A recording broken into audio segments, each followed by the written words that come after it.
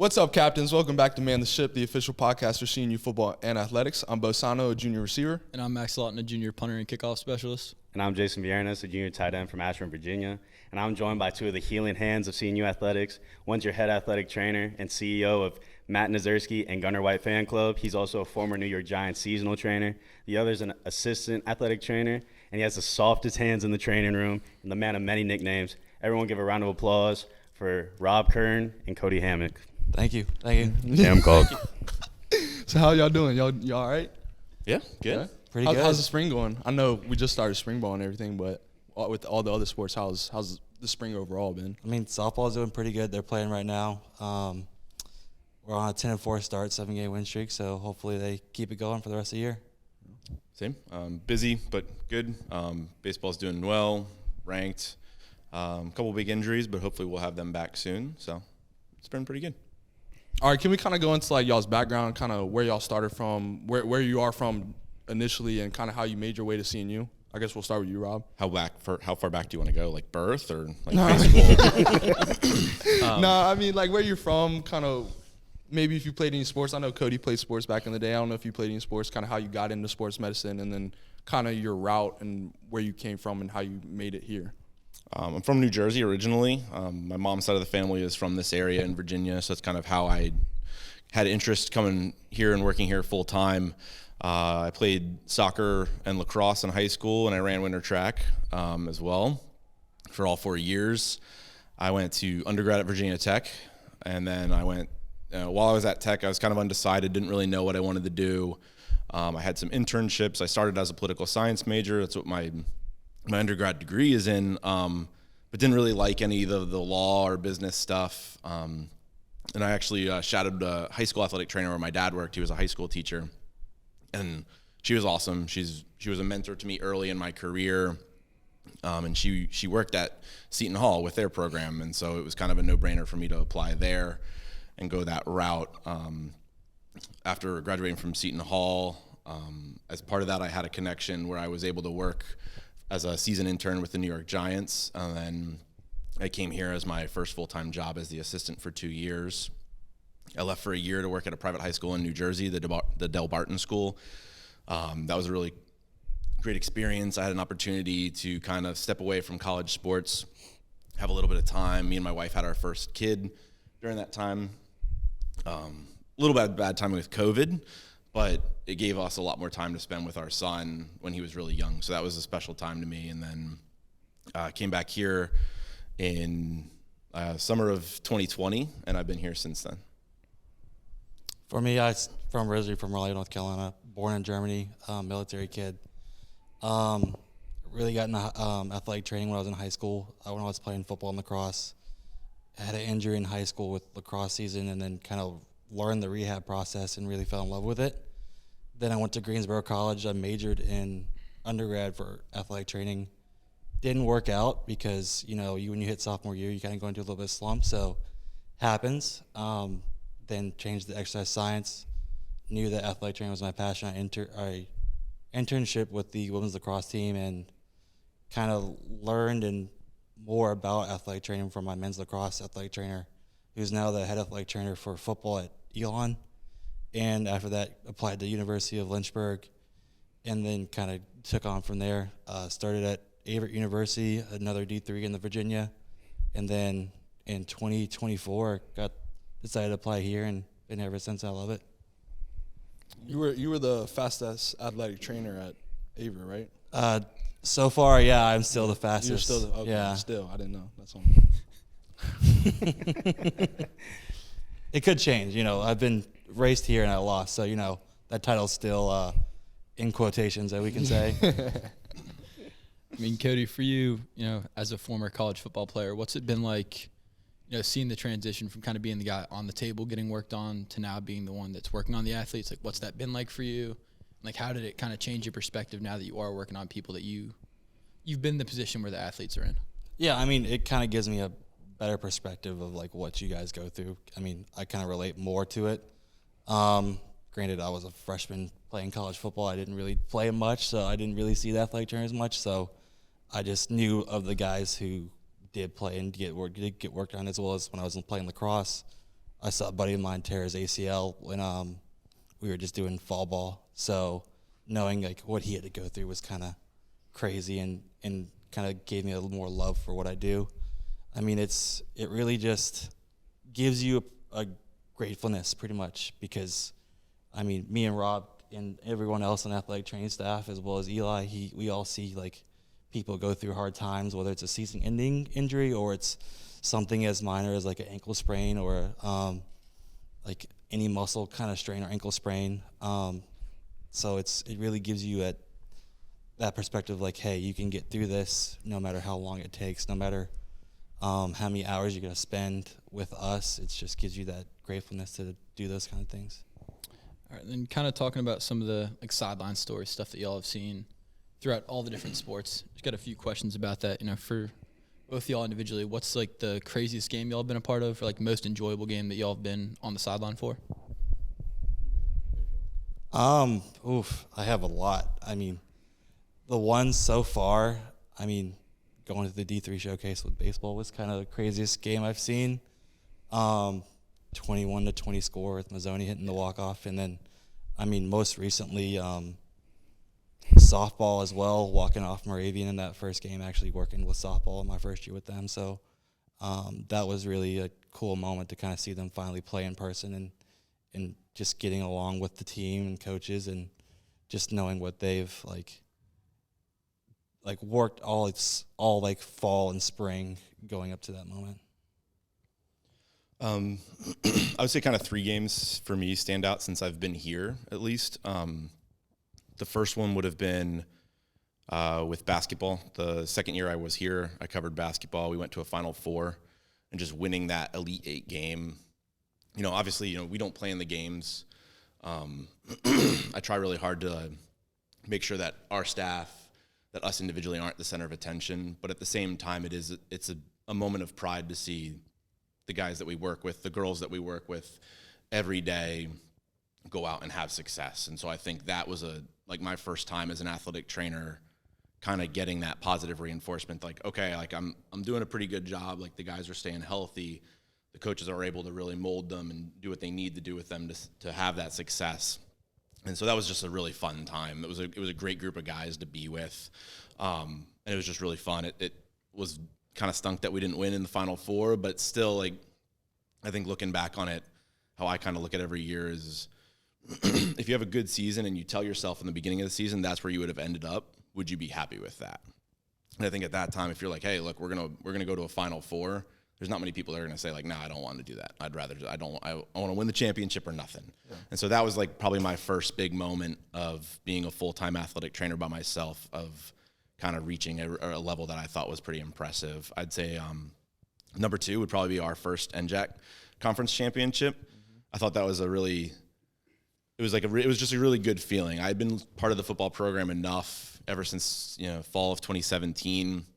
We had some success on and off, but overall it felt kind of like every year we kind of underachieved. We either had like a lot of injuries or the game didn't go our way. Didn't get the job. One of them was at Averett, but we won't shout out Xander necessarily. I'm just kidding. But I think a lot of people had put in a lot of effort, and it wasn't any one person's fault, but I felt like we had just underachieved, and that moment kind of showed us all, as far as football is concerned, what was possible for us if we work hard and we work together as a unit. You know, us as a support staff, you guys as players, and the coaches as well. And Lou and Dean and everybody else that works really hard to try to help you guys achieve what you do on the field. And then the third would be baseball winning a regional at home 2 years ago and going to the super regional. Same kind of story as basketball. We didn't get what we wanted in the super regional, but I think anytime you advance through that weekend, there's just that feeling of kind of relief, like the last week of really hard work was worth it. The whole season was worth it, you know, the more you win. So I think that's kind of how I look at it. And I think to have those experiences too, like as the players being able to go to that super regional, like just that experience alone is enough. Right. Sure. And especially you guys, like you guys are probably one of the first classes that can say they've been to 2 NCAA tournaments in a really long time. Played a playoff game. Yeah. Right. Yeah. So I think that's, you know, yes, you always want to go further, but I think in retrospect, when you're done playing, when you look back at it, you're like, we did something that a lot of people didn't get to do. So. And then obviously y'all are both with us. You both work with football. So does Eli. And Rob, you're with baseball. Cody with softball and tennis. How is it different for y'all in the sideline or dugout, or similar between the sports that you work with? Like, what do you guys talk about with us that you can't do with other sports, or like vice versa? Like, how is it different for y'all interacting with athletes in different sports?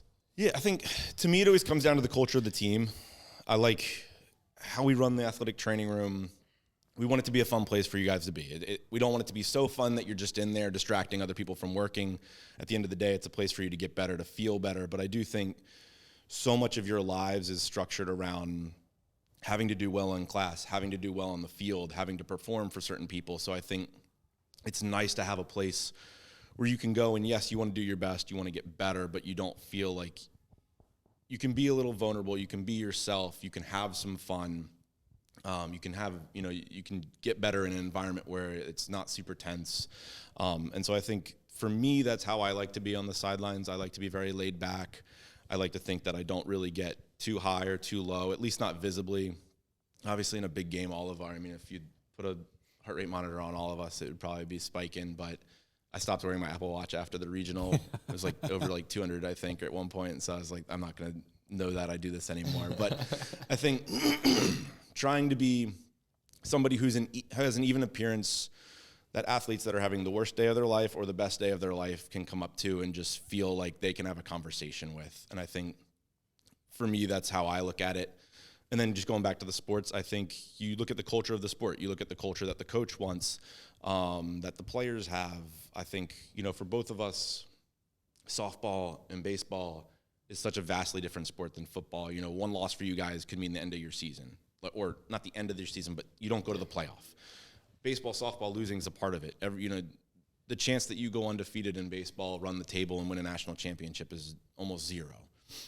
So I think there's a little bit of that, in baseball, there's more of the brush it off onto the next one. Whereas football, it's like this week is our 1 week at a time. Like, we got to win this week. It doesn't matter who you're playing. It could be the worst team on your schedule or the best team on your schedule. So I think trying to adapt to the culture of the team is a big one in whatever sport you're working. And then the only other thing I can think of really is just, sports-specific activity as far as injury prevention and rehabilitation. Obviously returning you guys to sport is very different than returning a pitcher to sport. Football players with shoulder injuries, typically it's an easier return to sport than, say, somebody who's got to throw in the high 80s multiple times a game. So that's just more on the backside of kind of, sometimes we got to look at injuries different for different sports. But I think as far as interactions on a day-to-day basis, it's kind of the culture of the team, how the coach wants the team to be run. At baseball practice, I'm probably a little more loose than I would be at a football practice because you guys are expected to stand there, watch, pay attention, get your mental reps when you're not in. Whereas baseball, you're not really getting a mental rep watching another kid swing. Like, you need to do that rep to do it. So I think it's just different for every sport in my mind. I mean, even with, like, both of us working tennis, it's like we can't be all in. Like, we can be all in, but we can't just, like, mess around with them during practices because at the end of the day, they're all on the courts. I mean, we can't be, like, make a joke that we would make at football practice or vice versa because, again, it's about the culture of the team. And, I mean, if someone from the outside world would have come out and to watch a practice, they'd be like, what's going on? Like, what is happening? I mean, whereas I think all of us on staff have been around sports enough to where, like, we've picked up the lingo, we've picked up, like, what's going on. I mean, whether it's football with Paris or it's softball, it's like a hit and run or like doubles in tennis or point. Like, shoot, I'm still learning tennis at this day and age. Like, I still have sometimes no idea what's going on, and we have a match tomorrow. And I mean, it's stuff like that. It's like you got to really build the connection with the student athletes because if you don't have those connections, like, you can't have those serious conversations when it comes to, like, telling someone an MRI result or be like, hey, like, this is what I think is going on. Like, let's give it a few days, rehab it, go from there. Or even during a game, like, you've seen all of us do evaluations on the sidelines and, like, having those tough conversations with people and being like, hey, I don't think you can go. Like, this is if you go, then it's going to make the injury worse. I mean, it happens. And it all comes from that trust from not only, from you guys trusting us and us trusting you. I mean, it's those times that it comes from a place of respect, realistically. Kind of building off those like interactions and connections.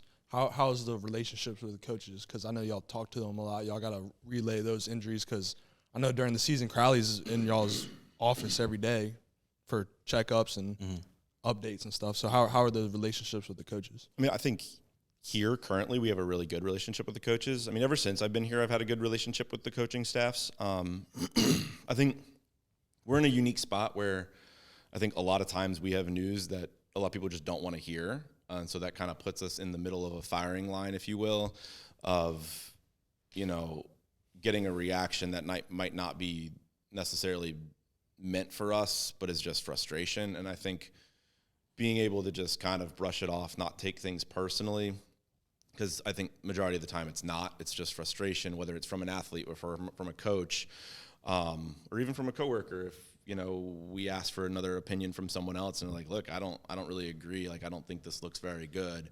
I think just coming and just trying to be good at self-reflection after the fact, I think for us is really important. But I think with the coaches, just being honest, there's definitely always places where we can compromise. If we want somebody to be limited and our idea is that they're going to be limited in Indy for football, and the coach is like, that's great, but look, I'd really like them to get some of these team reps. We can do it non-contact. Is that possible? I think having the ability to come to the coaches and be willing to work a little bit in the areas that we can, I think goes a long way. I think, yes, it's D3. I think D3 has this stigma of not being serious at times, but I've never found that to be true. I think the expectations here are no different than they are at a D1 school. I'm not going to compare us to like a Power 4, but I think like mid-majors are going to have very similar pressure on them to do well as we do here. So I think our coaches expect a lot, we expect a lot, and I know our players do. So I think just building that trust with the coaches, building that relationship with the coaches, and I think once they realize that we want to get you back out there as fast as they want you back out, then I think that cuts away a lot of those issues. There's always going to be, if your most important player, your starting quarterback, your starting running back gets hurt on a Thursday, there's always going to be stress around that. But sometimes you got to just realize there's not much you can do. You do the best you can, and if the coach is upset, then they're going to get over it eventually. They know it, and if they know at the end of the day that we're doing the best that we can, there's really not much that's going to affect that. It's just really about the open line of communication. I mean, you can probably tell how many times we each respectively text our coaches, and I mean, as long as you tell them, like, hey, this is what I'm going to do. I'm going to rehab the crap out of the injury, and if it's something that's lingering, we're going to go get a second opinion and see what's going on. But there is that chance of that student-athlete being still available for games. I mean, like, you guys have seen people in yellows or out for days, and then they come back on a Saturday, and they're good. And so it's all about that open and honesty and not just trying to hide things from coaches, because if you do that, that opens a whole new Pandora's box of issues that comes along the way. Yeah, I would say communication is the big one. And the same with our really good strength and conditioning staff too, with Dean, especially with football. We have an injury report that's shared with the coaches, with Dean. So if there are questions, they can come to us, ask questions on those. We keep that updated. In the fall, we'll keep it updated every day, so they have a reference point of who's new on there, who is, like Cody said, in the yellow jerseys, non-contact, or who's out. And so I think communication really makes the relationships easy. If you don't have good communication, then the relationship makes it's hard. Yeah, I mean, I think just having touched on those other sports and stuff like that, I think this is a good time to segue into Jason and Friday's favorite plays. What up, freaks? Welcome back to Friday's Favorite Plays, where we break down the nastiest, grimiest, and craziest plays from the past week. We have 3 really insane clips this week from baseball, lacrosse, women's lacrosse, and basketball. Starting off, we're going to start off with Brady Mazzoni over at the baseball field, where in their doubleheader against Wittenberg, he had a grand slam and a home run in their comeback win. He absolutely nukes this ball for this grand slam. And if you watch all the way to the end of the clip, he gets the boys absolutely juiced. Gets the whole dugout going. We also want to give a shout out to freshman Logan Adams, who made the National Team of the Week for baseball. He hit .467 last week. All right, now going over to the women's lacrosse field. I want to shout out one of my close friends, Faith O'Connor. She made the player of the week after some monster performances against Ursinus and Haverford, where she tallied a total of 10 points and 12 draws. I mean, she's making it look really easy out here. She's just running past the whole defense. Easy goal. I mean, the number 42 had nothing for her. Brooklyn Morrison with a little pick from her. She need it. All right. And finally, going over to Brian Weiser with the men's basketball team. In their Sweet 16 game against Randolph-Macon, number 9, Brian Weiser, slams it down over top of the defender. He recorded 6 points, 6 rebounds, and 2 assists this night. I mean, just watch the clip. It's absolutely insane. Gets the pass from Colin Hines, cut into the basket. And, yeah, time! Yeah, time! Come on, Brian! With that being said, also want to give a shout out to Toa Hollenbeck. He made 2nd team All-Region. I also want to give a shout out to Maddie McKenzie on women's basketball, who made 3rd team All-Region. And with that, those are Friday's favorite plays. Deuces. Thank you, JV. That was great plays. So you guys kind of touched on keeping the training room fun, but also keeping it professional. So, like, how do you guys maintain the professional aspect while also, like, trying to keep it fun for us while we're in there? Because obviously injuries aren't the most fun, but. I think trying to keep it rehab-based, trying to keep it light in the environment, but still focused on the rehab.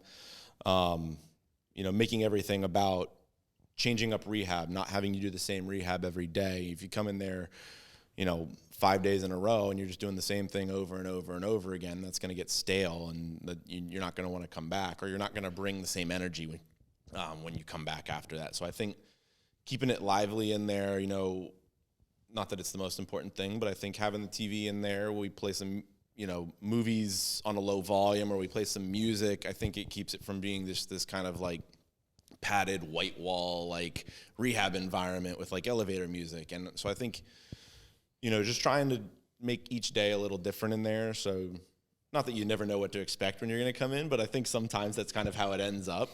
I think it's a good thing and a bad thing, but the majority of our sports work out of one athletic training room. And so I think it is kind of nice that we don't just have football by themselves. I mean, some days that would be helpful on high volume days, but we've got men's and women's soccer, men's and women's lacrosse, field hockey, in the spring, track and field, baseball and softball. So it's not just one sport. You get to see people from all over athletics. You get to kind of mingle with other teams, and I think that can create an environment that is different every day, and it makes it easier for us to kind of keep kids motivated and keep kids doing their best in their rehab. I mean, I hit on the professional aspect. It's like we're all trying to like help y'all become young adults, even though you already are, but like ready to enter the real world. Like, so, I mean, working on language and stuff like that, it's one thing we've really kind of toned in on this year, not just with the student athletes, but ourselves. I mean, I know that was a big thing for me last year. Going into this year is really working on my professionalism in language. Granted, there's a few slip-ups here and there, but I try to tone it back a little bit. I mean, it happens, right? You stub your toe or you somehow bust your butt on something, and and you're like, oh, well, you just let it slip. But, I mean, at the end of the day, we're trying to help our student-athletes grow into, what's the word I'm trying to like think of, like respectable men and women in the community.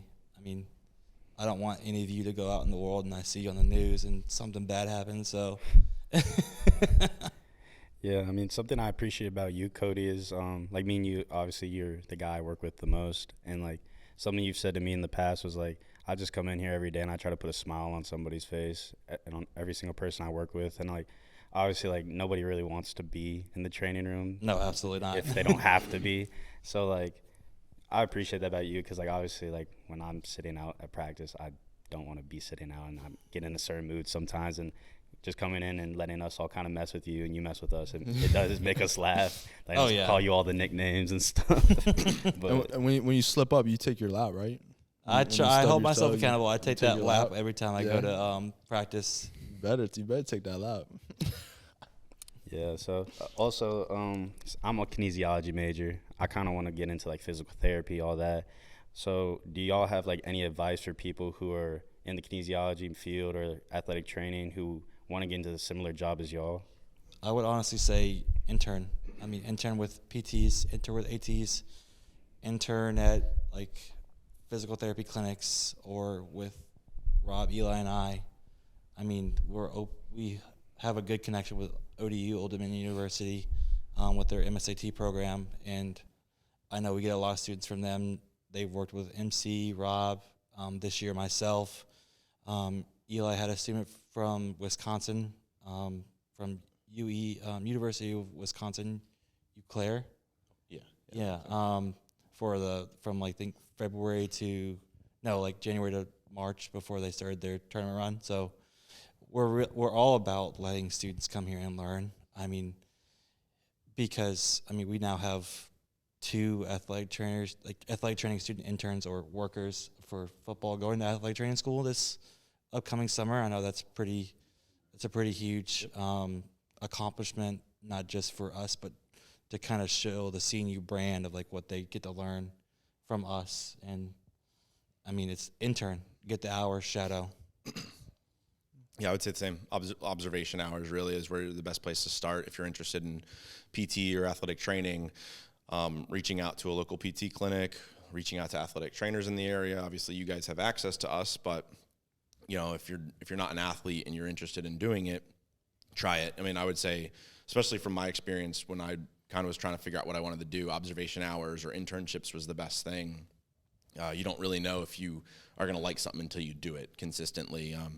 And there's a lot of different types of settings that athletic trainers and PTs work in. You can sit in a clinic and work with older people. You could be in a clinic and work with a wide range of people. There are PTs now. Most NFL teams have ATPTs. Probably all of them, I'm sure. So that's still something you can do with PT. PT, I would say, is typically not sideline based for the most part. But I would say anything you want to do in the medical field is try to observe somebody who has been doing it. I find that a lot of our staff is more than willing to every now and then have students observe, come around, work with them. We have student workers for football. Typically, every year or so we have openings there. Hard for you guys playing football. You can't really work football and play, but I think reaching out to a local athletic trainer in a setting that you would find interesting, whether that's high school, college, professional, industrial, or physical therapy, the same thing, is just reach out, pick somebody's brain. I think a lot of people are willing to at least talk to you, even if they don't have the time to have you shadow, to get on a phone conversation and just answer your questions about the profession. So I think that's the best place to start. I was going to say, Jason actually did an internship this past summer. I don't know if you want to kind of explain that experience for everybody else. And me and Noah Martin, our roommate, we interned at Mary Washington Healthcare Physical Therapy, which was like we worked with more older individuals. And that was definitely like, I'm not used to that. Like, I've always been around athletes when I go physical therapy. So it was definitely like, I guess, a culture shock, a shock. Definitely like just having to like interact with them in certain ways. Like, they have so many other potential like things that they have wrong with them or something like that. So having to go through that and like figure out, I can't be how I am, obviously, like with Bo and Max or like with you guys all the time. It was definitely an interesting experience. And I mean, I enjoyed it. It was a good time. I think Noah enjoyed it as well. So I had a good time with it. But while we're on the topic of majors, Rob, how did you start as a poli-sci major and eventually end up becoming an athletic trainer? So I went to Virginia Tech for undergrad. I was very undecided when I got there. So I kind of bounced around between a bunch of classes, kind of started between like poli-sci or engineering. Let's just say, did not do very well in my math classes my first year there. And so engineering became less and less likely that I was going to get into that program. I had, and I still have, a lot of interest in certain political science fields. And Virginia Tech does have a really good poli-sci department with a focus in foreign policy. And at that time, obviously, the first well, not the second war in the Middle East was going on. I'm aging myself now, but it was a bad time for the country to be involved in it, but it was a really good time for me to kind of be in those classes and get a lot of knowledge about the Middle East and about conflicts and stuff like that I am still very interested in. But at the same time, it wasn't really a career path that I saw myself being interested in the jobs that would have been presented to me at graduation. I don't really like being in an office setting consistently. I like being outside. I like working with active population of athletes. And so I was still trying to just kind of figure out what I wanted to do. And like I said before, I took that time to observe an athletic trainer that was at the high school my dad worked at, and I really loved it. But at the same time, I was really close to graduating with my poli-sci degree. So instead of basically changing my major and taking a lot more time, I graduated with the poli-sci degree and just took some prereqs. And I even took a year in between. I took some classes at a community college in order to give me enough classes and fulfill all my prereqs for grad school. I have a question. Being from New Jersey, how did you make your way to VT? How did you make that decision? I know you said you had family in Virginia. How did you get to Virginia Tech? The majority of my mom's side of the family is all from this Hampton Roads area. I knew I had grown up in New Jersey my whole life, and I didn't really have any interest in staying in the state for college. I kind of wanted to go somewhere else, not super far, but kind of get out of New Jersey and go south where it would be a little warmer and nicer for more of the year. And so I was a big UNC fan when I was a kid. And so my parents took me on this big college road trip.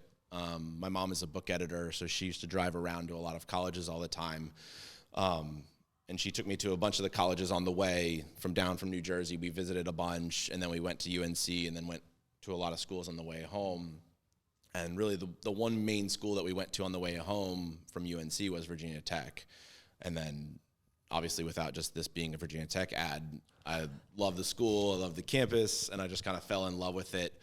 And so really Tech ended up, after not getting into UNC because I wasn't good enough on any of my tests or my GPA, the two main schools that I really got into was Virginia Tech and, ironically, Susquehanna for playing lacrosse. So the only two schools in the country that have orange and maroon. I was not rooting for them this year, don't worry. But, yeah, I really liked the school. It was nice, and it actually ended up that one of my best friends from high school went there and was in the Corps of Cadets too. So I got to go to a school I really liked, and I had one of my best friends there with me.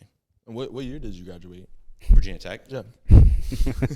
I graduated. I'm just curious. I was just wondering. 2014. 2014. I should have graduated in 2012. Okay. Yep. 2012. So you were there when Sam Rogers was there? I was there. No, Sam Rogers was there. Yes.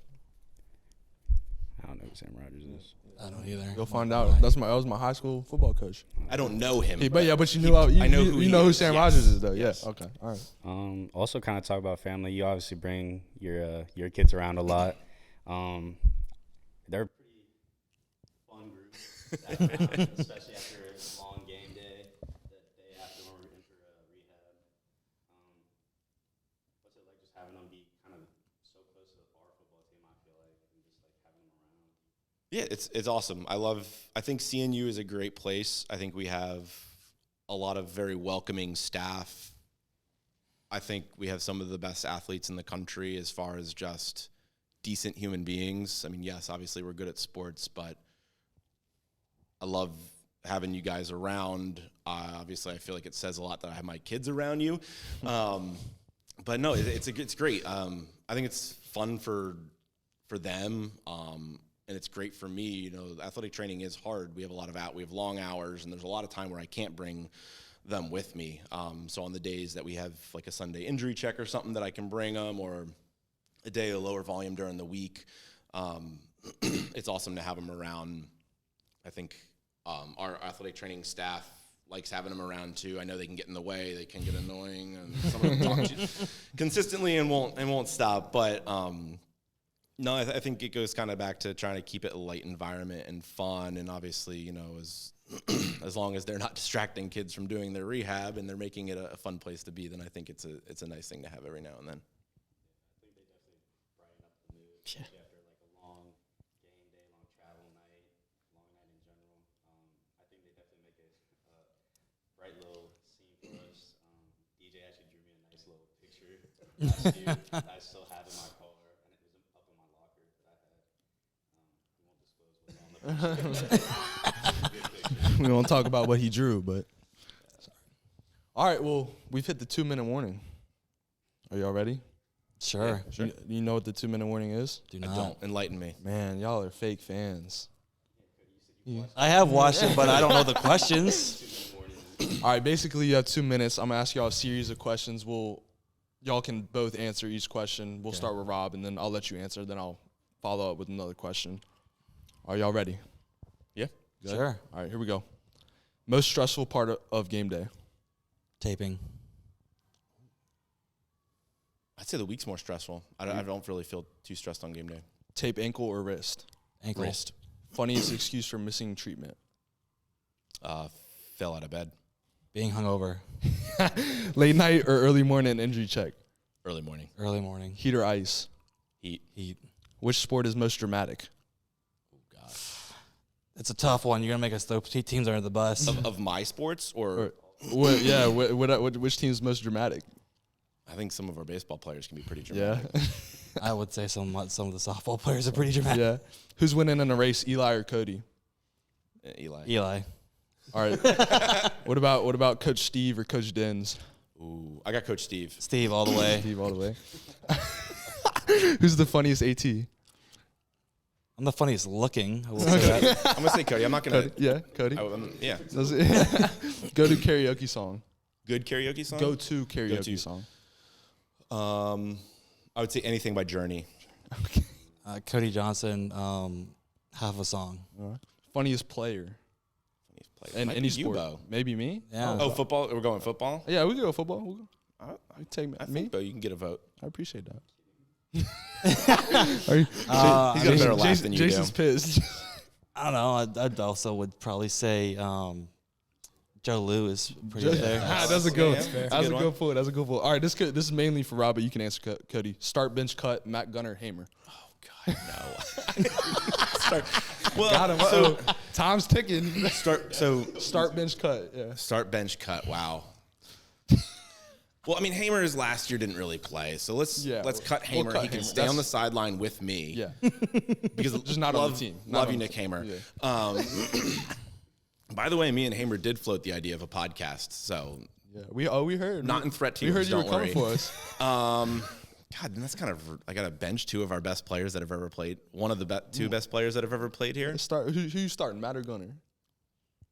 I don't think it's a fair question. All right. You want to move on?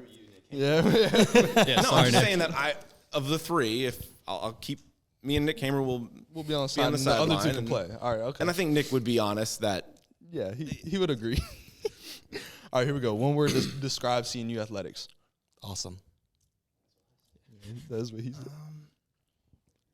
can I use 2 words? Yeah, go ahead.